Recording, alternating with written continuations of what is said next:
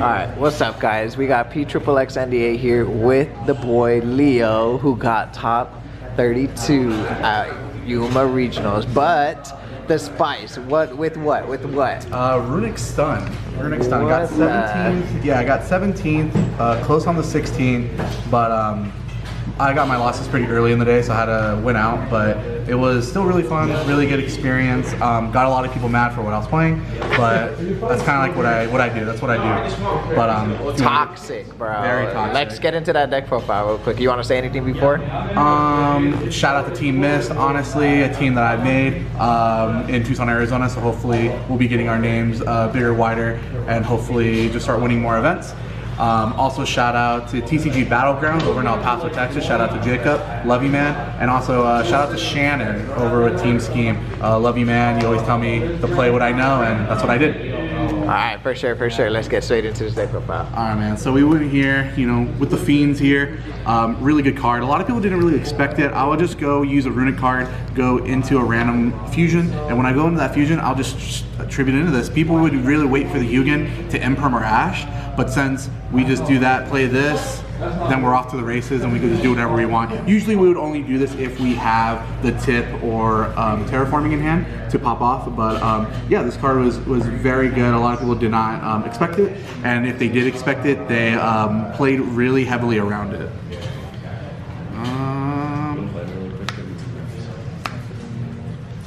The best engine in the game. I will not stop playing this until they hit it even harder. It's very standard. I guess the only difference was this card's really good, especially if you get them under the lock. This card was usually sided out a lot. Just when I'm going second, I would never get to use the effect actually, and then it'll just be used to making monsters.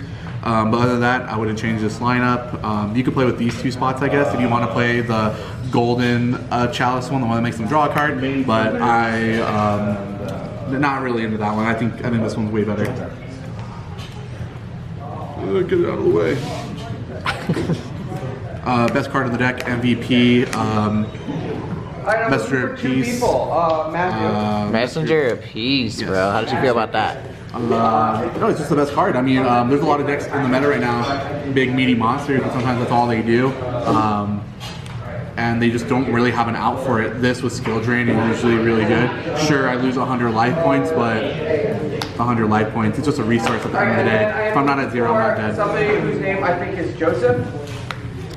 Pot of Desires. This one was really cool. Got this actually from MCole40. He had like a little list that was going on.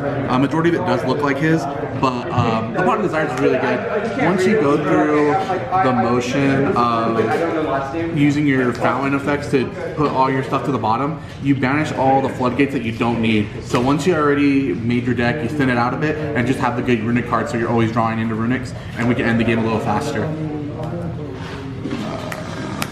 Used to play 3, just going to 2. Nothing I can really else say about this card. This card's been in every trap deck, stun deck since the beginning of time. True Draco, hashtag. True. Terraforming, we all know what it does. MVP since it came out.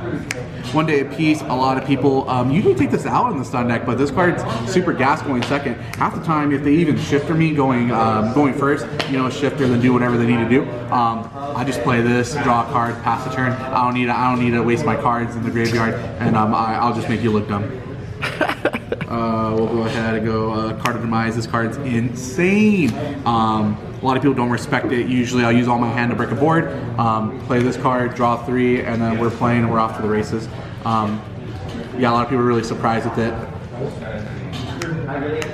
TC Boo, how do you feel about this right now? Oh, this was right now in the format really good. I just this helps a lot of things. I guess it doesn't really work with certain matchups, but TC Boo was just really good in a lot of the matchups that I ended up facing.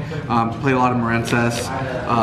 It's actually kind of good against Pearly, nothing too crazy, but it gets the job done, and it buys me the time that I need just to find my Runick cards. All it is just stun dock deck, trying to find the Runick cards and go for it. But TC Boo is really good. I don't think I would change the floodgates in this meta. I might have to change it going forward, seeing a lot of Salad and stuff like that, might have to change it up. But TC Boo, very much MVP, second MVP.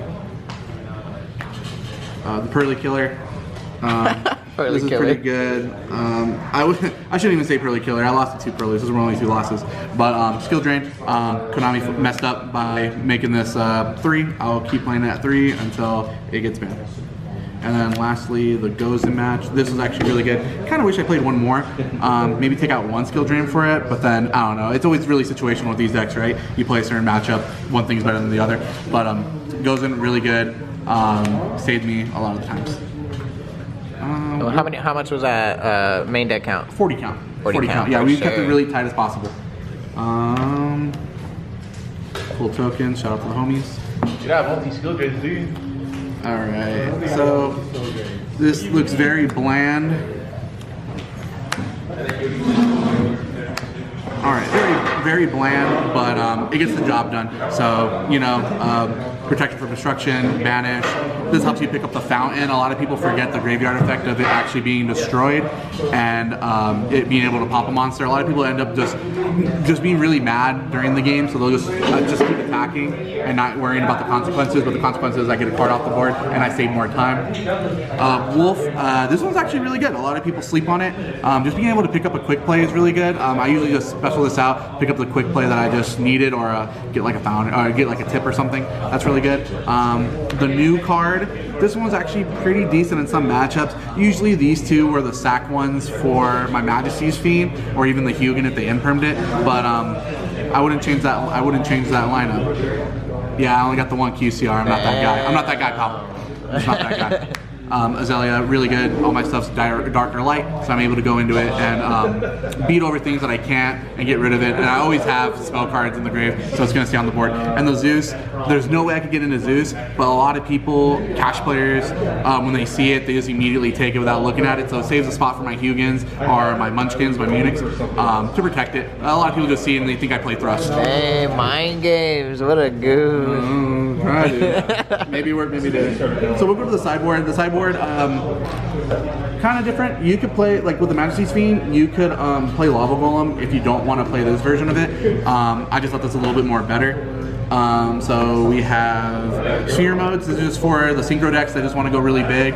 I usually act like I don't have. I usually act like I'm done and I'm just going to go to my draw phase and scoop.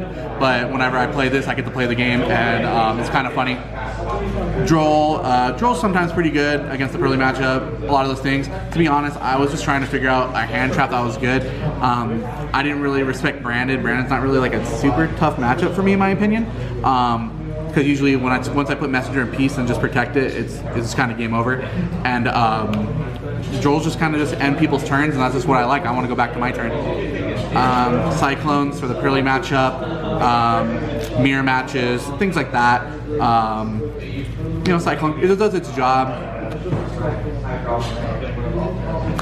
Evenlies, a lot of people forget that you can activate 2 in the same phase, or in the battle. But yeah, really good board breaker. Was playing this in the main. It just got really clunky, so side's where it belongs. I'm gonna probably get roasted for this. Dark Bribe. We went Dark Bribe over Judgment because I knew I was gonna go into time majority of the games, and I wasn't. You know, I'm not losing the cute stuff. So I'll let you draw a card and hope I'm just better than you. And then this was kind of spicy, kind of the fun of. This is for, I don't know, for some reason I thought a lot of Runick, For Hire, Pearly were going to be at the event. So this is kind of like my fun of one of, I don't know, I just love the way this card looks, and I just thought it would be really fun to play. Just keep milling your opponent out, and hopefully, you know, we just get that done. But that's the power right there, boys. Hey, you got the job done with the stun, and now you out here rocking. Are you gonna continue playing this deck going forward, or what's your next best? I'll always play this deck. This deck's always sleeved and ready to go. Like I said, if Tip gets hit or Fountain goes to 1, makes it a little bit more difficult. I might have to go back to just like original stun, which isn't too good. But I don't know. Please, Konami, don't hit the Fountain. We've been good. We've been eating good. We've been doing good. But yeah, man. Thank you so much. For sure. Thanks for coming on, and I appreciate you doing the deck profile. No problem. Thank you.